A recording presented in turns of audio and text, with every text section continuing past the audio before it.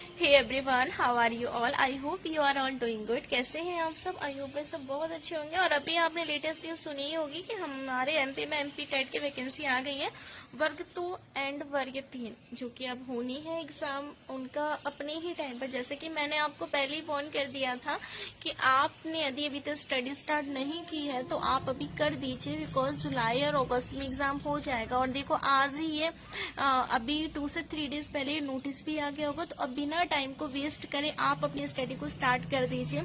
मैं इसलिए कह रही हूँ क्योंकि एग्जाम आ जाएगा और पता नहीं चलेगा। वर्ग 3 यानी जो प्राइमरी वाला एग्जाम है वो हमारा अगस्त में होगा, एंड वर्ग 2 जो कि हमारा मिडिल एग्जाम है वो होगा हमारा जुलाई में।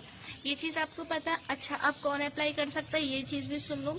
बीएड यदि आपने कर रखा है तो आप एमपी टेट वर्ग 2 यानी मिडिल एग्जाम दे सकते हो, और यदि आपने डीएड कर रखा है तो आप वर्ग 3 यानी प्राइमरी वाले एग्जाम आप दे सकते हो। ये चीजें कॉमन है, ये चीजें आपको पता होंगी। एलिजिबल एज का बोलो तो एज वैसे इसमें नहीं है, 40 ईयर्स तक आई थिंक दे सकते हैं।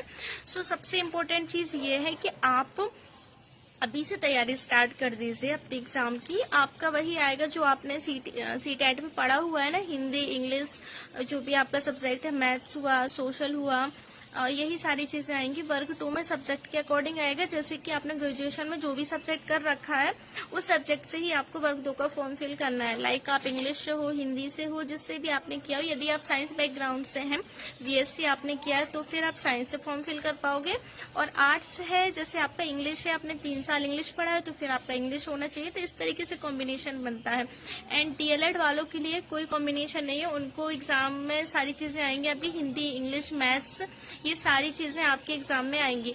और हाँ, एग्जाम में नेगेटिव मार्किंग अब है, तो थोड़ा सा ध्यान देना चीजों को कि नेगेटिव मार्किंग होगी तो ऑब्वियसली थोड़ा सा टफ होने वाला है पेपर आपका। ओके, सो अभी से स्टार्ट कर दीजिए। अप्रैल निकल ही जाएगा, मई, जून, जुलाई, राइट?